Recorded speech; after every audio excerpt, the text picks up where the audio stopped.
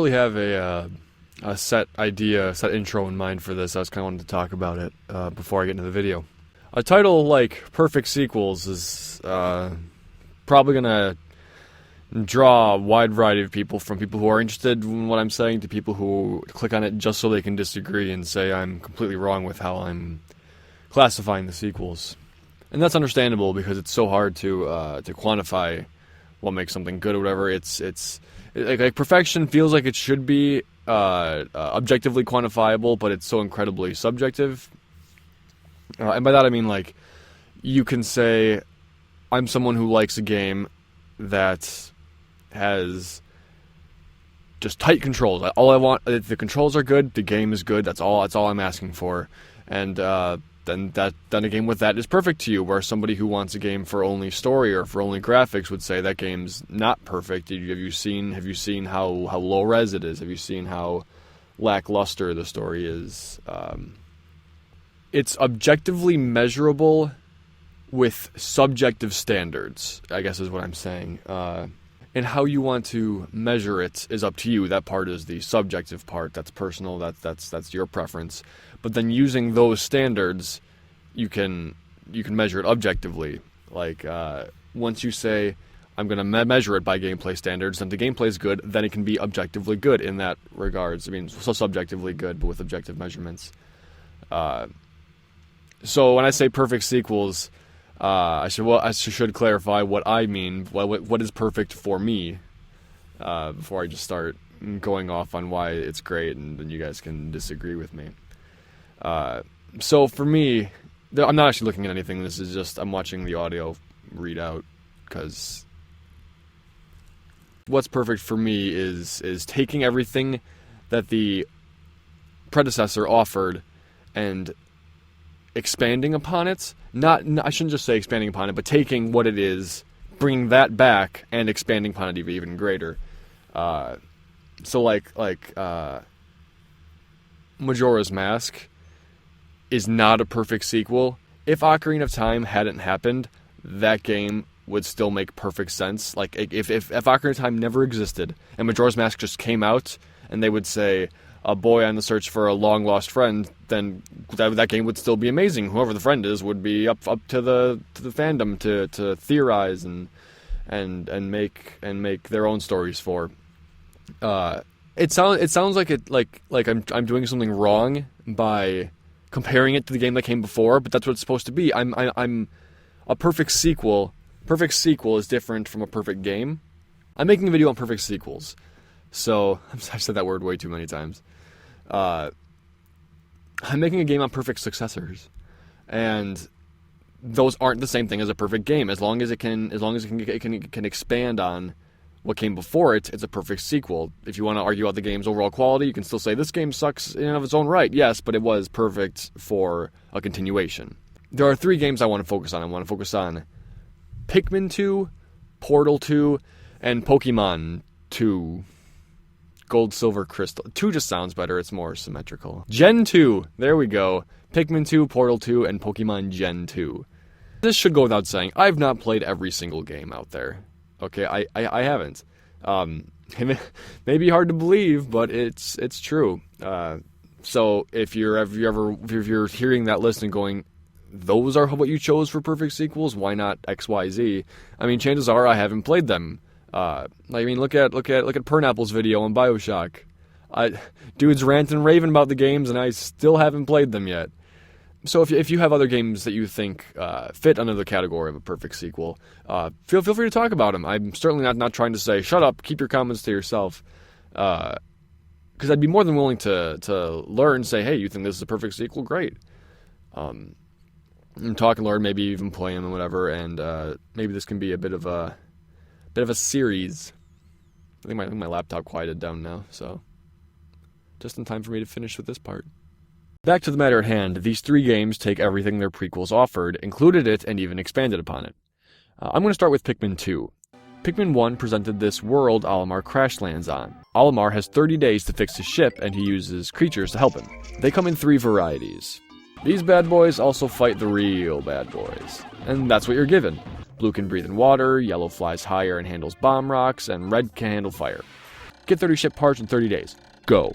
You're presented with various enemies, landscapes, puzzles, and even a few upgrades thanks to ship parts. You leave, they're capable of fighting, great!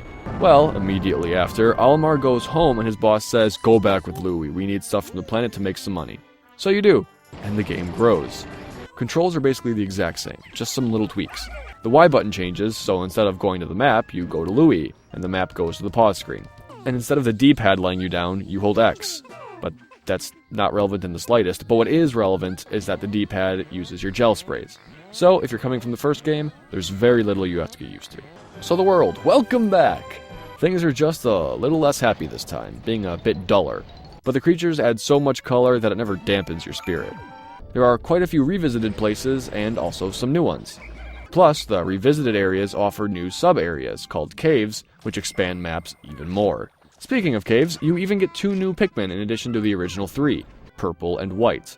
White is poison, purple is strong and fat. Plus there's new extras, like the Piclopedia, little emails from family and friends, and playing as the president later. What is different in this game is that there's no longer a time limit. This could arguably be a strike against the game. In the first game, the time limit forced you to focus on the task at hand. You learned how to play the game quickly because not learning meant you'd start breathing in poison.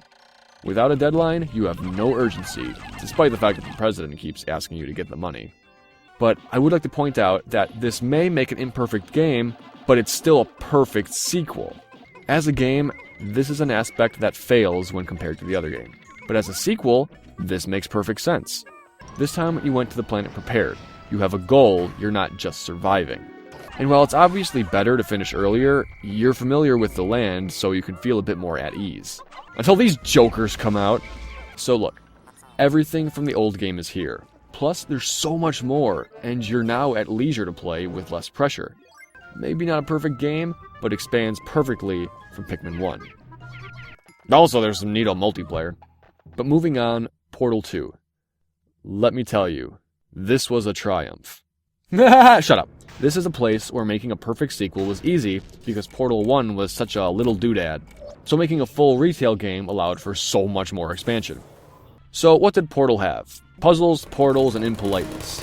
Chella's a lab rat making her way out. GLaDOS is a sassy little crumpet. Despite your violent behavior, the only thing you've managed to break so far is my heart.